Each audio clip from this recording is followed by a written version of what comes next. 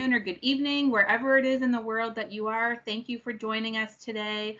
I'm super excited that we have 6 alumni, graduates from the School of Business, who've agreed to have a conversation with our first year students and very candid. So I'm looking for, them to share with you some of the things that maybe they didn't know until they got through their education, things that they know now that they wish they had known then, tips and advice, especially with this new world we're living in with the alternative delivery of online classes, and to share with us where they are today. So I'm very proud of all of you. Thank you for joining us today.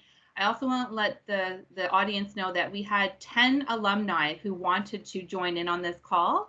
And so this is pretty cool that we have so many people who want to speak with our new students and welcome them to the school and share their tips and advice to help them jumpstart their education and their careers.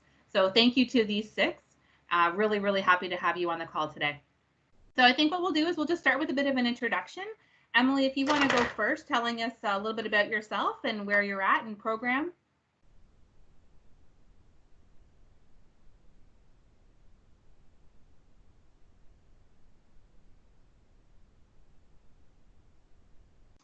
There, can we have unmuted now?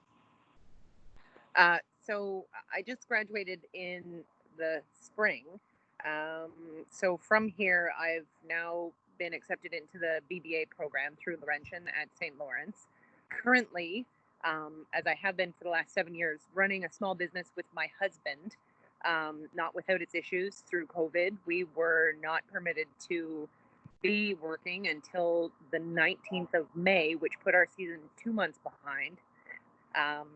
Lots of things to keep me busy, not actively seeking work outside of the home business, but looking forward to the fall and hopefully getting to see some of my fellow students again.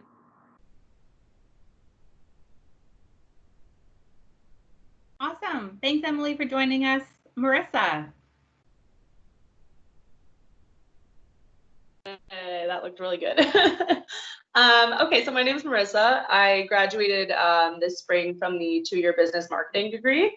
And I'm currently working at a place called Fractal Workspace. It's a startup co-working space in the West End. And one fun fact about me is that I actually did the Disney exchange program through SLC when I was there. So it's very interesting. I got to go live in Florida for 6 months, and yeah. Awesome. Were you a character, or what was your role at Disney? I worked in the parks and guest relations, and then I also worked in the resorts doing merchandise. Okay. And had you been to Disney before you went there as part of the program? Yeah, my family is very big Disney fans, so okay. Yeah. Very cool. We're going to revisit the Disney option. That's awesome. Thank you for sharing that. No problem. Elle, do you want to let us know what you're up to? Yeah, so hi everyone, my name is Elle. I also graduated in this past spring, so 2020 alumni. I graduated from the 3-year Advanced Diploma of Business Administration Marketing program. It was an awesome program. All the professors are super, super amazing. Currently, I am enrolled to do the BBA. So for the next year, it's going to be online. I'm still working at the Student Association on campus. So I'm the president of the Student Association there. So that's kind of where I'm at for the next year or so, and then we'll see where I go from there. Awesome. Well, thank you for joining us today, Elle. Nadia, let us know what you're up to. Hello, everyone. I am Nadia. I am a graduate of the General Business Program 2-year diploma, and I graduated in 2018. So I have not had to actually navigate the online learning landscape. However, I am going back to school soon. So soon I will be there with you all. And during my time at SLC, I was also general manager of the Enactus extracurricular group. Yeah. Awesome. Thank you. I think we'll revisit Enactus as well. So if you can just make a note that you can include that in some of your communications. Hi, Miranda. Hello. Well, my name is Miranda. I graduated this spring as well from the program Business Marketing. Right now, I'm working at Petrie Ford. I'm pretty much managing an e-commerce project, an e-commerce store. So yeah, I do like the marketing part of it and the operations part of it. Yeah. Awesome. That's exciting. And Will, do you go by Will or William? William is good. Okay. William, let us know how you're doing at your first day in the office. Yeah. So I'm William. I'm just graduated from the 2-year business marketing degree. Quite enjoyed it. I suppose a fun fact about me is that I'm an international student from Alaska originally. And taking this program has allowed me to stay in Canada a bit longer. So I just got my 3-year work visa, which I'm very excited about. Awesome. Congratulations. I think that there'll be many students that will be interested to hear a little bit more about your experience as an international student, and what that's looked like. So let's jump right in. I think that the first question that I would want to know, and I love hearing about, is, how did the program that you took prepare you for the jobs or, the education that you're going into? And let us know if you are working in your field, and how much of sort of, did it align with the program? I can touch on that first if you like. So for me, the position I'm in is somewhat related to the program. I'm the president of the Student Association, so it's more nonprofit, like business oriented. But with my program, I'm a lot more of like an analytical person normally, but my program kind of allowed me to like adapt and use a lot more of that creativity that I'm using in my job every single day. So like I help with the social media, I started a blog, like we have a podcast. So just kind of those little things that I've been able to kind of bring into my position, and like my plans for the future. I actually got a job position offer at Shopify. I'm not currently taking it because I'm still finishing up my term at my current job. But that's a really great opportunity too, which this program completely guided me to, not only just teaching me about e-commerce, but actually physically going to Shopify, meeting people. We worked on projects through Enactus with Shopify as well. So it definitely sets you up in anything that you want to do, as long as you kind of are open to learning different things and just seeing kind of what your niche is going to be. That's pretty awesome that you've got a job offer, and I'm sure it was a hard decision to turn down to return to studies. Yes. Is that something you would have explored if you weren't going back to school? So I'm actually planning on, they told me to come back. So I'm finishing my term with my current job because I love it. It's an amazing place to work. The Student Association is awesome. So Shopify, I'm actually planning on reapplying, whether it's to the same position or a different position in the organization, come this spring. And I'll just finish my BBA, continuing to do it online basically while I'm working. Okay. And did you have to go through an interview process? Did they actually scouted me through LinkedIn. So they had sent me a message. They wanted to set up an interview. I just kind of said like I would totally be open to interviewing with them.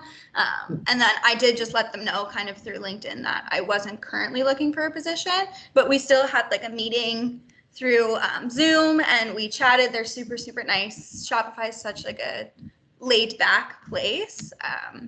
While still being like really professional. It's very interesting. But yeah, so I got to kind of practice my interviewing skills, I guess, while just building connections with them. That's awesome. And I just wanted to reiterate how important LinkedIn can be to not only your education and connections, but obviously it was, the path for you getting this job offer. So for the first year students, we encourage you to create a LinkedIn profile. And that's something that you can do this summer when you've got some time before classes begin. And we'll be touching on that. And there's certainly lots of people to help support you through that process. So that's really awesome. Nadia, did you want to speak a little bit too about the direction of your 2-year general biz and where you started working? Yeah, so the 2-year general business, I chose that program because I wasn't really sure whether I wanted to commit to the marketing, accounting, or HR stream. And I kind of liked the idea of having a little bit of everything in my back pocket, which is exactly what the general business program allowed me to do. It also gave me a really good background in project management. So there was a project management course in the general business stream that I had access to, and that directly applied to my work with Enactus as well, which is all around coordinating different projects within the Kingston community. And it was through that sort of background of getting me a little bit of everything, a taste for business, a taste for project management, that I Queens that I'm currently working for another couple days. And it's a project coordinator and communications position that I've worked since 2018. And it really is just employing all those skills that I was getting from, working with Enactus and working in a team, and applying them directly to now coordinating projects within the Faculty of Engineering, specifically around career development for students. Can I ask a question about Enactus versus, so we all know that when you come to St. Lawrence, you guys are here to get a diploma, a degree, or both. But a lot of you have been involved with things outside of your, classes and things that you took on your own. How much did those other things contribute to the skills and the job that you've done? I from my experience, they were invaluable. I think one of the really huge benefits of going to school is being able to access all these other things than just your classroom. It's being able to access a network of professionals. It's being able to access different, opportunities that you don't have access to in the outside world, like perhaps a student group like Enactus, which is all student run, all volunteer run. And it's something wherein you are now in this environment wherein all of these opportunities and doors are open to you. You just have to sort of say yes to them, or, just be open to accessing them. And I think the skills that I learned through Enactus were really interesting because it wasn't like I was getting graded on it. It wasn't like I was working towards a specific, average or feedback from a teacher. I was getting invested in it personally. It was like my job.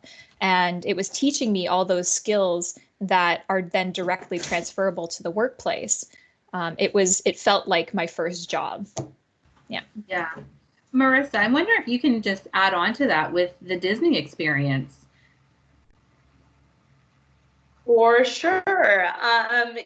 So I guess a little bit more on my background. So I actually did my undergrad at Queens and took a year off to kind of figure out what I wanted to make my next move.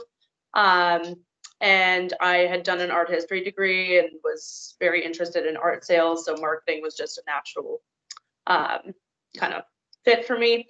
And then with the Disney program, it kind of came out of nowhere.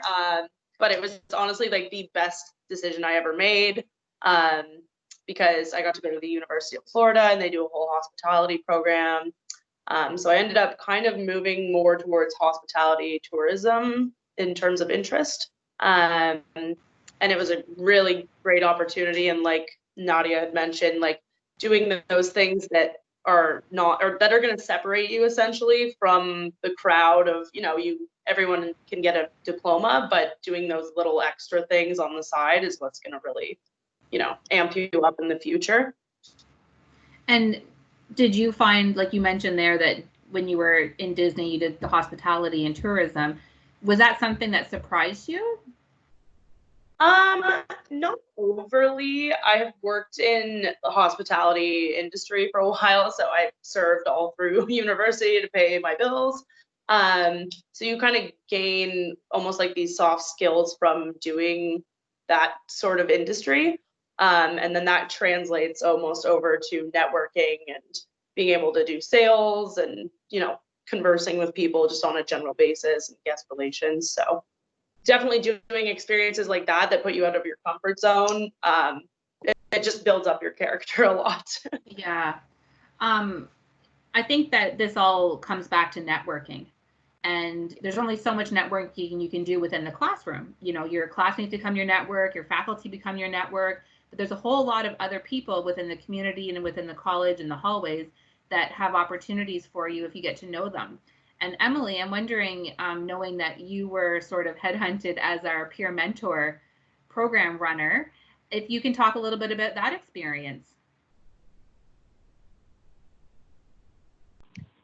Okay, so the position I took on as the peer mentor assistant, I believe I did that for about 18 months. And then because of my prior learning, I actually had to be a part-time student. So I wasn't able to stay on with that position as much as I would have wanted to. But I did keep excellent records. And I do remember a couple of the faces on this panel being some of either my peer mentors or the mentorees. So lovely to see some of you again.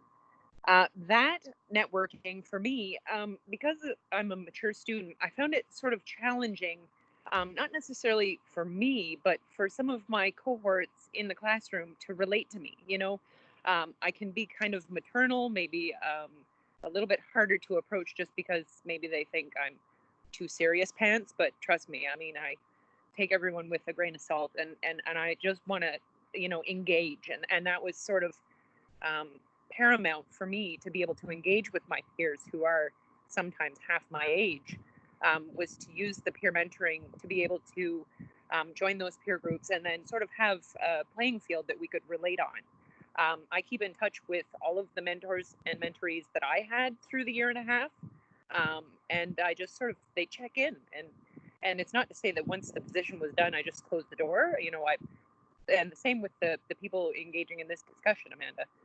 Feel free to pass along my information because I am always here to answer any questions or offer any kind of expertise that they think I might have to offer. That's amazing. Maybe I'll just have you add that in the chat, Emily. Who was maybe a peer mentor who could speak about that experience and what that meant to them? Or if you use the peer mentoring program as a mentee, what skills came about that?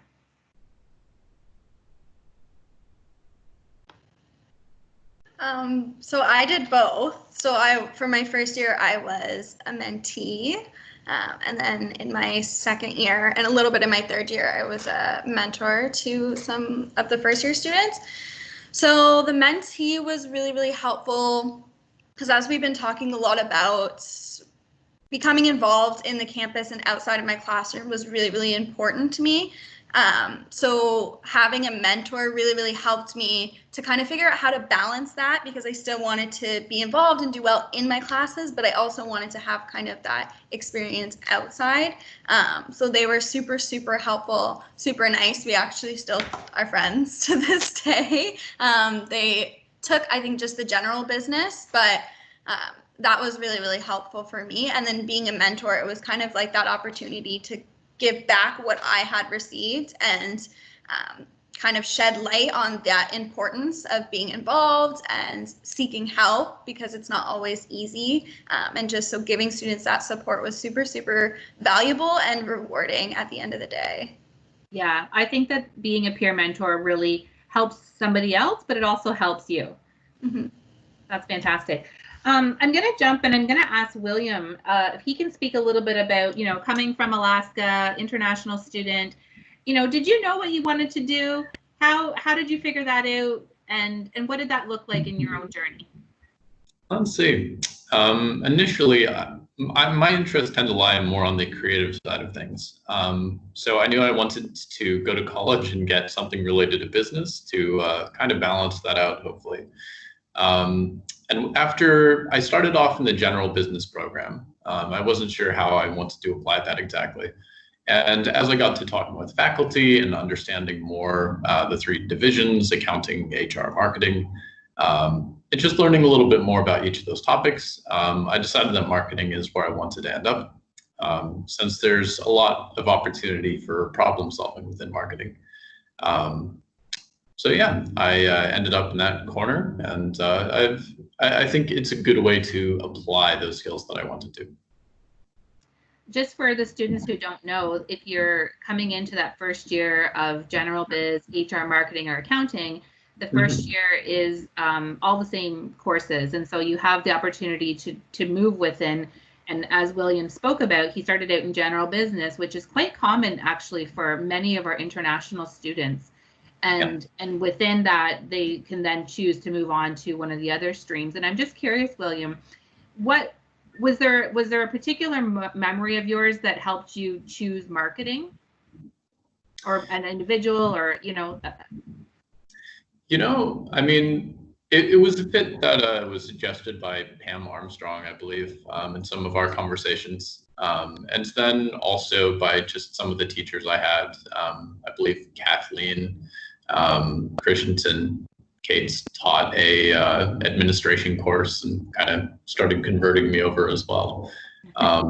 So yeah, like the faculty was very good about helping me to refine what I was looking for and get a little bit closer to my goals there.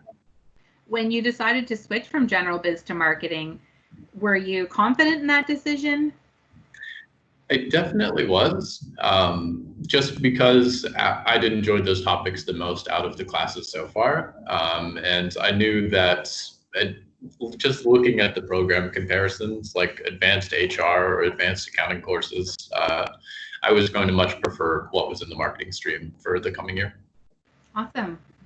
And did you feel very supported? I know you mentioned a couple of the faculty that, I find faculty often can sort of help students, and they can see sort of personality traits that match up with our programs. What was your experience in making that switch over to the program of marketing? Yeah, I felt very supported by the faculty throughout that. Maybe it's because they see so many people with similar traits coming through their programs. But I never felt like I was at a loss, or that I had to just sort of figure it out on my own.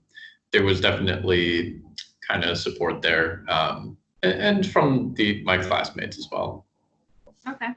And can you tell us a little bit about what your day-to-day looks like in your current role? Yeah. So these days I work at basically a marketing consulting agency. So we work with other marketing companies to try and improve their practices and kind of bring them more business and improve what they do currently. And yeah, it's been it was handy actually to have the first year of kind of general business overview at St. Lawrence, because it sets you up to understand a lot of different basics, so that when you go into a position later on, you have kind of this flexible knowledge on a lot of topics that you can pull from to be good at your job. Awesome. Miranda, I know that you did the business marketing. You're doing e-commerce currently. Can you tell us a little bit about your experience, your pathway at the college, and then how prepared that it made you for the job that you're doing now, and if there was anything specific that set you up to get that position? Absolutely. So I forgot about this part, but I'm also an international student. I actually moved to Canada 2 years ago. So a little bit about me. I actually already have a bachelor's degree. I did it in my city, in Mexico City. And then I worked in a marketing agency, but I always wanted to move to Canada. So I don't know, like just one day I just sold everything and decided to come here. It was quite radical. Yeah. So I think that I was pretty set on marketing because of my work experience. Like I already worked in a marketing agency and I loved it.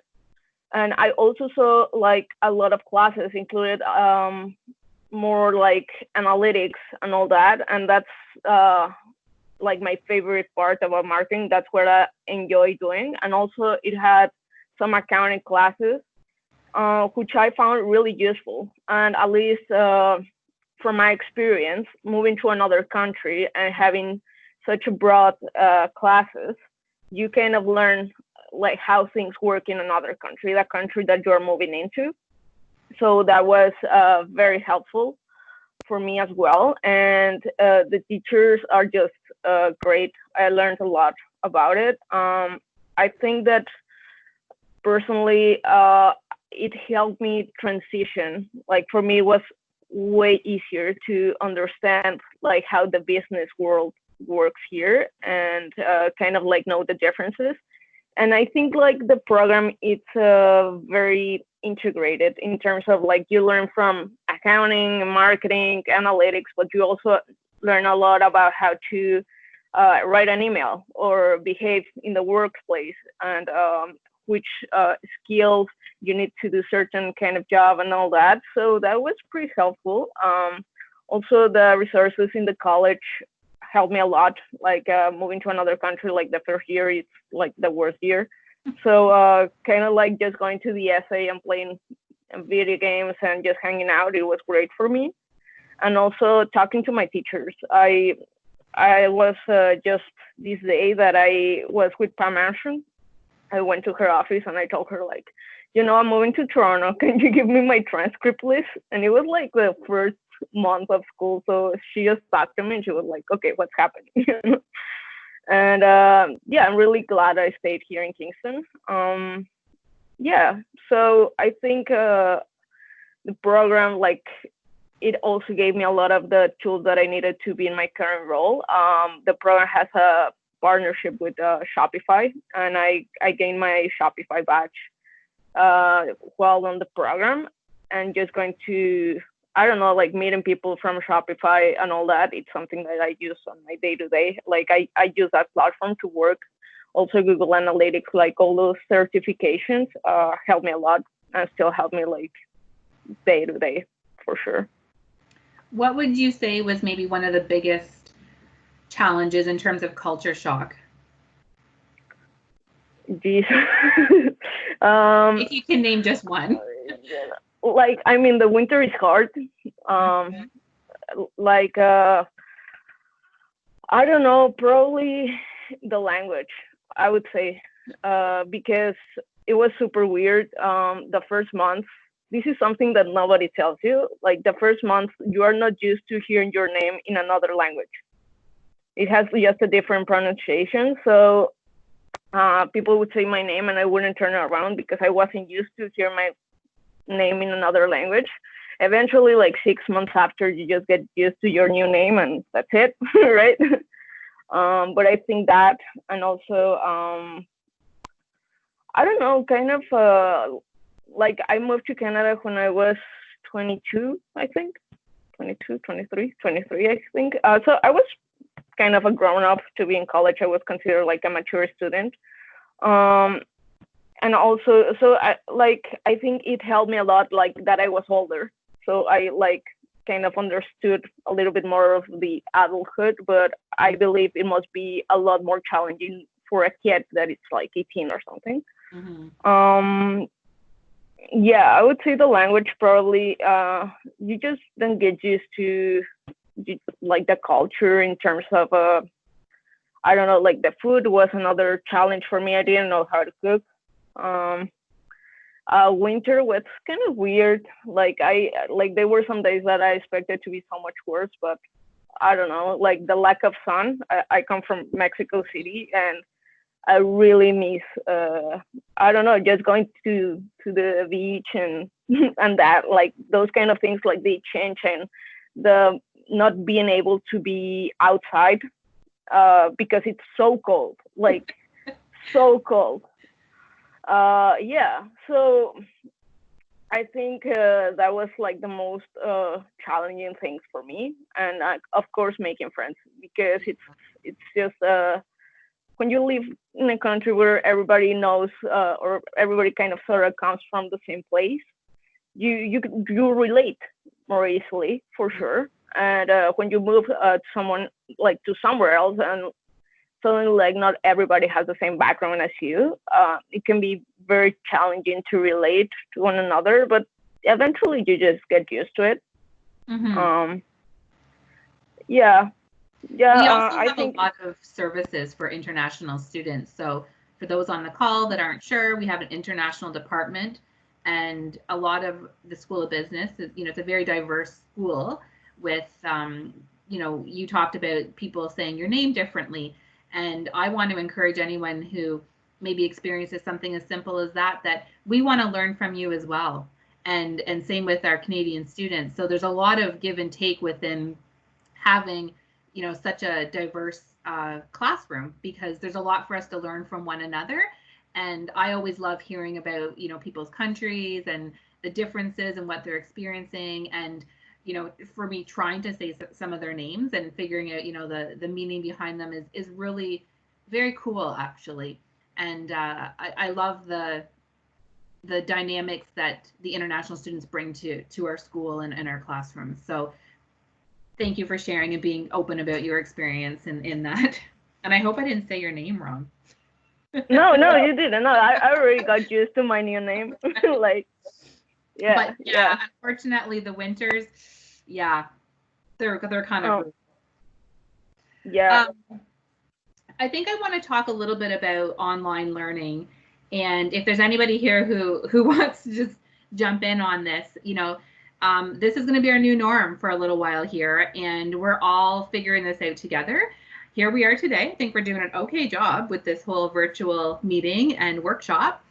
But who would like to talk a little bit about maybe their own experience and challenges, how they overcame them? If you have any advice that, a new student could be thinking about right now. William, what would you like to contribute? Yeah, just even though it's online, there is a certain element of discipline that happens when you have to go to the college, when you have to dress up in the morning, classes start at 8:30, so you have to be there. So even if you're in the comfort of your own home and your own desk and, your own bed, you may not be wearing pants, but I would say just treat it with the same level of respect and interest that you would as if you were going to actual school. Because even though it may not feel the same, there are still professors on the other side who are putting in work to get to know you and to make this a good experience for you. There's still a ton of content, I'm sure, to be learned. So yeah, just, take it as seriously as you would, and enjoy not having to ride the bus every day. Well, and I think the other piece of that too is when we were in school, I always felt like, the first month, the first year students all rolled in kind of maybe what looks similar to pajamas, certainly not business attire. Mm-hmm. And then once we kind of chatted a few times over and over to say, like, don't think of this as school. You're not a student, you're a business professional. This is now your new job. Whatever program you're in, office administration, healthcare administration, BBA, business administration, analytics, whatever it is, you never know when someone is going to say, hey, can we meet? Or, I have someone to meet you. And I mean, yes, you can scramble around and, waste up over the computer, look decent, but there is actual research behind getting up and getting dressed and having a routine and looking your best to being productive. And so I think that that's really, really important. And it's really hard. That's the other piece. It's much easier said than done. And it's really easy to just, grab your laptop, sit in your bed, listen to the faculty. But you are less likely to contribute if that's the case versus finding, any space in where you live to at least be able to contribute and feel, and it's okay if your cat's jumping around or your kids are jumping around. We know that's going to happen, but I think you're right in at least looking the part. And so usually by about October, all of a sudden I'm like, wait, who is that? And not always suits, but people just all of a sudden started dressing the part of a business student. And it was really impactful because first impressions go a long way. And I know all of you and know exactly what you look like in the college. And I'm sure I've heard many compliments from me because I will seek out people who look the part and act the part. And it doesn't mean you have to go out and spend a bunch of money. It just means shop in your own closet. And also, when you're going to a building for school, then your work period is kind of marked by when you're there. And so you go there, you're focused on school, on your class, then you go home and you forget about it or try to. It haunts you in your sleep. But when you're at home, it's harder to draw those lines between time to work and time to do other things. So just keeping in mind to focus, your 3 or 4 hours a day of getting your classwork done, being on time for any live meetings that you have, and setting those boundaries so that, when it does hit 4 o'clock or 5 o'clock, whatever your day looks like, that you can set that aside for a little bit and work on other things and have a life, and recharge. But working at home, you just need to be a little bit more conscious about how you want to set up your day to look like. Yeah, and that was a recommendation, even if you were going to be in class, right? Was, if you have a 3-hour break, that should still be when you're doing studies, going to the library or networking or connecting with classmates or faculty, working ahead. So I think the same thing goes from home. And this year will be interesting because, with the time difference, you will be able to work when you want to work. And so that's going to be more challenging because there's not that time of like, okay, Friday mornings at 10:30, you log on and you're going to be with your class. It's going to take more discipline. Did you want to add to online learning? Yeah. Yeah. So just with the whole technology side of things, I mean, technology can be both a blessing and a hindrance in a lot of cases. And I think there's no shame in saying that you're struggling with this new type of learning. You just have to be able to communicate and reach out to your teachers. Like if you're having an issue with online learning, just reach out to someone, or maybe, look up a YouTube video. There's no shame in saying, I'm having problems and this is hard for me and I'm struggling. But don't be afraid to reach out to your professors or whoever, and communicate with them, because they're more than willing to accommodate and help you learn. Absolutely. And your classmates, I always said that no matter, you got 30, 40 students in a class, there's something everyone has to offer to somebody else in the room. And we've got people who've had previous education, no education, and all in between. So there's always somebody who can help it. And there's often people who want to know and haven't asked as well. So it's comforting for someone else to say that. Miranda? Yeah, I wanted, I think that what worked for me, it was pretty much knowing which time of the day, what part of the day you're more productive. So, for example, for me, it's the night. I just focus a lot better and get a lot of more work done at night. So I think that the fact that your course is online would allow you to, work on the best time for you.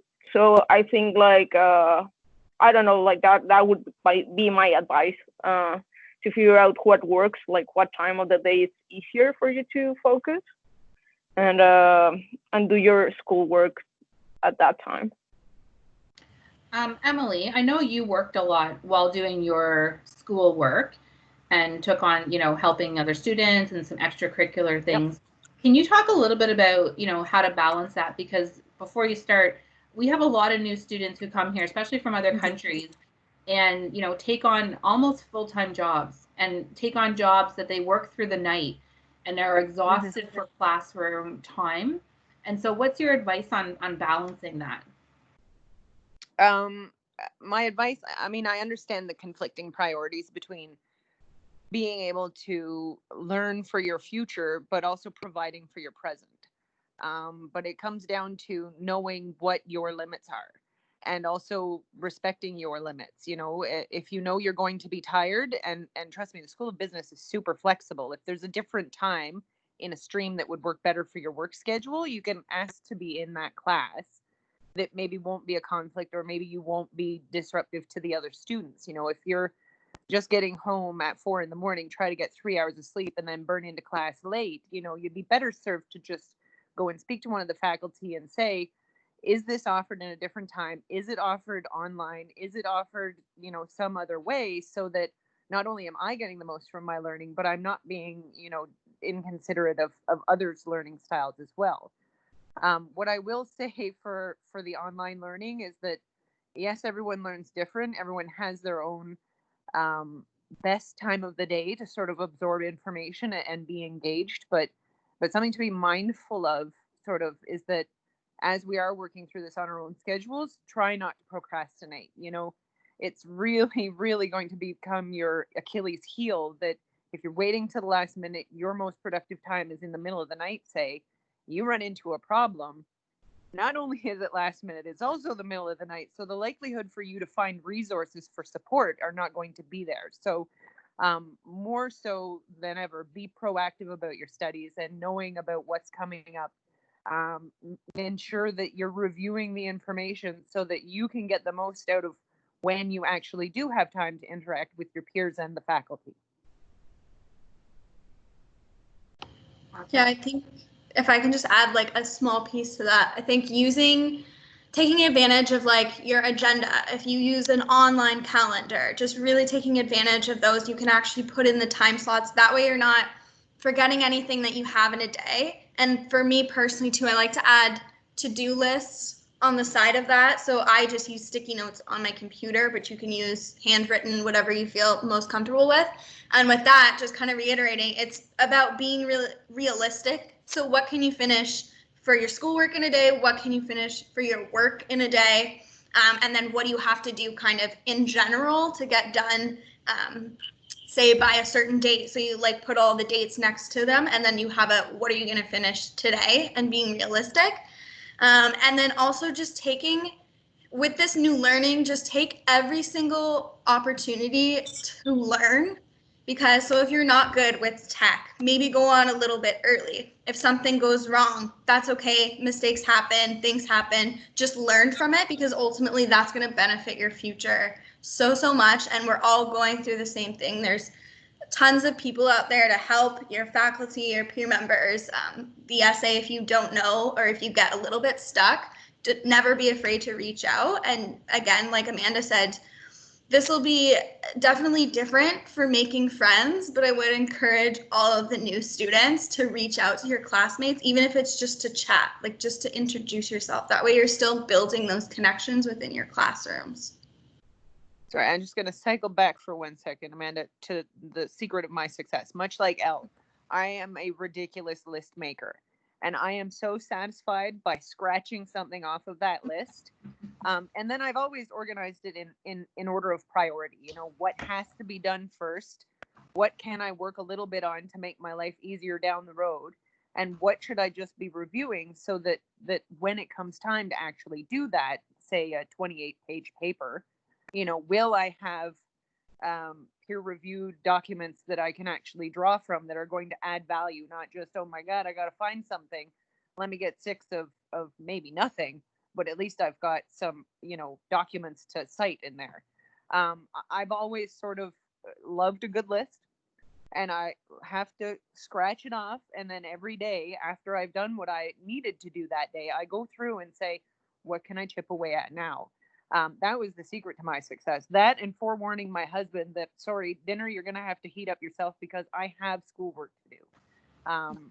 It's sort of, you know, and closing the door on him because he will just ramble on incessantly about things that don't really matter. I'm like, I'm studying, you know. So now I have a physical door on an office space with my own desk, and I have a little calendar on it that says I am busy. So, you know, under sort of threat of retaliation, don't disturb me, because it's something that I need to do for our future and for mine. I'm wondering if anyone can speak to, so we've talked a lot about, you know, distraction and lists and agendas. One thing I want to share from our meeting last week was an upper year student shared, you know, work for 90 minutes and take a break, but commit to working for the 90 minutes. And I actually have been trying that out for about a week now, with failure in the beginning, absolute failure of picking up my phone, you know, getting onto my email and losing sight of, you know, the projects I'm working on. But, you know, over time, it's actually become really valuable, and I'm so happy for the tips. So that's something else to incorporate into studying and working. But is there anyone who can speak to overcoming the distractions of, you know, your phone and social media and texting and, you know, things that people have been doing just sort of, you know, free right now, and how to focus? Yeah, I think the important piece to that, like you said, is definitely take breaks. So I do it a little bit differently. So I'll work for like an hour and then take like a 15-minute break. But I would advise to people, because it is difficult at first, try not to use social media. If you're taking a break, go for a walk, sit outside, hang out with your pets, your family, like just do something that's not going to distract you for a long period of time or you're going to get lost in, like TikTok. Don't get lost in TikTok for 2 hours because it's really easy to do. So I think that for me was the switch, because that's something that in my family was always recommended, to make sure you're taking adequate amount of breaks to give your brain a rest. You're going to retain the information better. You're not going to get as burnt out, but you have to kind of be diligent about what those breaks are going to be as well. So sometimes I like to journal too, just like write down how I'm feeling, or sometimes, you know, I'll make a snack, like different things like that. I try to steer clear of my phone as much as possible, unless I get like a work related email or text or something like that. And also there's really great, you know, like for Facebook, for example, you can actually turn on a reminder, and I have mine set to 30 minutes, and it will come up and just say, you've spent 30 minutes on Facebook today. And that little reminder of like how much time is wasted, if you even think about 30 minutes or an hour or probably more over a week, you're looking at almost a whole entire day of, you know, bottomless scrolling. So we could probably go on and on about that forever. But those are some great tips in terms of that. We're getting close to our wrap up time, but I definitely want to make sure I have an opportunity to ask any of you who want to contribute, if you were to do it all over again, is there anything you do differently? If you could narrow it down to one or two things, if any, just go ahead and speak up. I would say that when I graduated and I started job hunting, I did not immediately leverage my network that I'd built at SLC to help me with that task. And it's actually a lot of jobs come through networking. They're not necessarily up and available online to look at, or even, you know, jobs can be created through networking, even if somebody isn't necessarily actively hiring. So I actually was able to get my position that I've worked for the past couple of years through bumping into one of my teachers at the grocery store and them asking me what I was up to. And when I said I was job hunting, they said, let me help you. And that was such an amazing revelation to me of, even though I'd been in this environment and networking had been stressed so often, for whatever reason, once I left this environment, I was like, oh yeah, like I've got these skills. I know how to write my resume. I know that I can apply to these jobs. Perfect. I'm good. And I realized very quickly that that wasn't necessarily the case.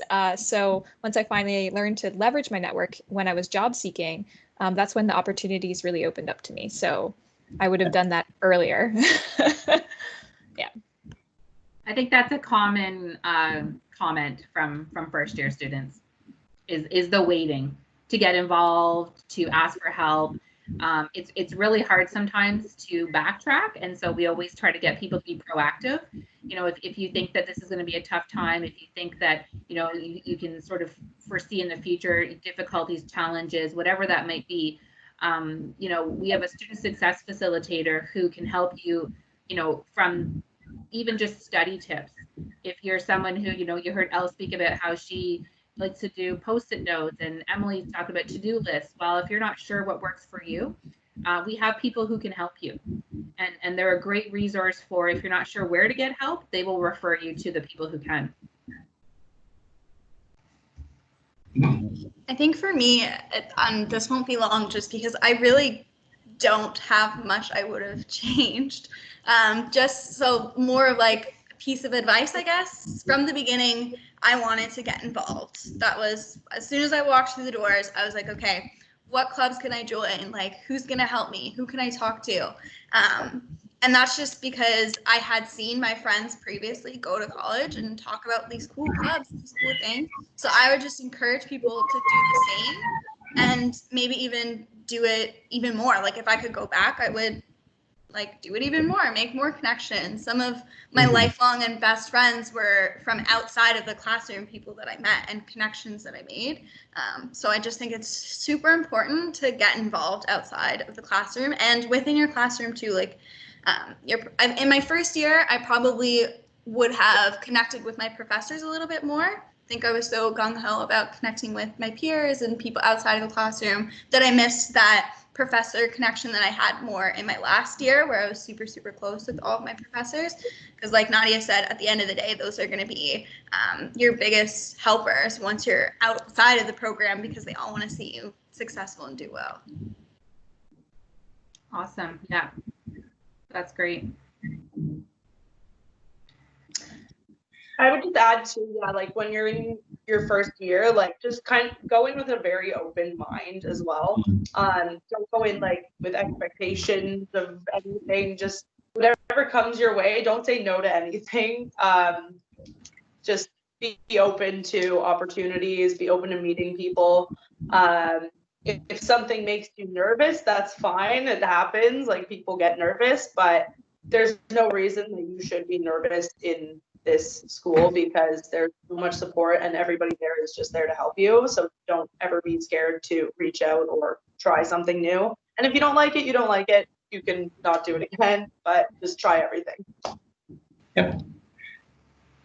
And I would say just go with confidence. Like, I had never been in a formal school environment before coming to St. Lawrence College. And when I showed up, I was very nervous to speak up or to try to talk to people or like put myself out there in class, because I was afraid that I would end up doing it wrong. And I see a lot of students doing that same thing when it comes to classes.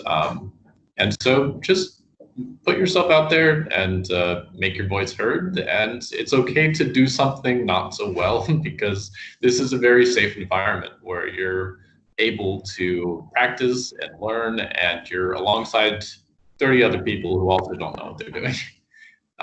So it's a safe space to develop your skills, and you don't have to be so nervous about how you do. Yeah. However, the most growth happens when we are out of our comfort zone. So as you all have experienced, the School of Business is professional at pushing people into that uncomfortable zone. As employees, as staff, as students, it's where we all grow the most and become the most successful. So, for those who are nervous already, it's the most supportive environment for making mistakes, for failure. It's all about what you do with the mistake and the failure. Last question, and we're only got a couple of minutes, but wondering if you were in a position to hire a graduate from the School of Business, what's one thing in particular that you would want to see on that resume or included in that interview? I think for me, it would probably more come out in the interview. I mean, I think writing a professional cover letter that matches the job offer and like your resume is obviously your first step into the door. But I would want to see somebody within the interview that knows their strengths and also knows their weaknesses and is able to adapt. If you go into an interview and you're just like, I know everything about everything and I can do anything, that's not really going to tell me much about your skill set and what you're actually going to be able to bring to the table. I want to know, hey, I'm really, really good at analytics. That's my strong suit. So I want to kind of further that and then build off of that skill into other areas. Like that adaptability, I think, is really, really important, and kind of finding somewhat of your niche. Like you can be more broad and have more skills, but find something that you're really, really going to excel at that you can bring to a table of an employer. That's yeah, great. and I'll add on to that just by saying, like, somebody who is capable of that self-awareness and self-reflection. And that's a skill that, we all build throughout our lives. But if that skill is a priority of yours and you can really self-reflect on your experiences, what you've learned from them, like Amanda said, mistakes and failures, what you learned from that and took away from that, being able to communicate about yourself and that self-awareness is so key, I think, in any area of your life, but also, in an interview or hiring. Yeah. And I would want to say that just to see that the learning didn't stop after they graduated, because really these 2 or 3 or 4 years are just to get you to the point where you're ready to go off and learn somewhere else. Whatever job it is that you end up, you're going to be taking in new things and coming up with new ideas, and it's going to be another learning environment for you. So you definitely don't have all the answers when you graduate, and if you're lucky, you never will throughout your whole career. I would say just in my position working at a startup, it's a very different environment. And we look for people that are very self-motivated and driven and passionate. And you can tell in an interview if someone's, if it's not the right fit for them, if it's not what they want to do. So kind of understanding what your passion is and what you want to do and what your strengths are, just knowing that is very key. And, go out and interview with a bunch of places, that's fine, but go out and interview and see which places, I like this place, like they fit my values, they fit my like goals in life. Just find something that you're interested in. Well said. Well, I think we are going to have to wrap it up. That has been like an amazing amount of information. I really want to extend a thank you. So much gratitude for the 6 of you joining us today and sharing your experiences and connecting with our first year students. It's really been awesome to see all of you and hear your stories. So thank you so much for that. I think that this has been, real supportive for first year students and hopefully shed some light on the experience, give them some advice to hit the ground running. And kudos for all of you who joined us today, because there's many who didn't. And this is a really, a great way for you to kind of own your education. All of these things that you do today and through the next couple of weeks are really going to help you when it comes to September, be the best that you can be when it comes to your education. So great job for joining us today. So thank you so much. Really appreciate it. Enjoy the rest of your summer and keep in touch, and we'll talk with everybody soon. Bye, everybody. Thank you. Thank you. Bye. Thanks, everyone. Bye. Thank you. Bye.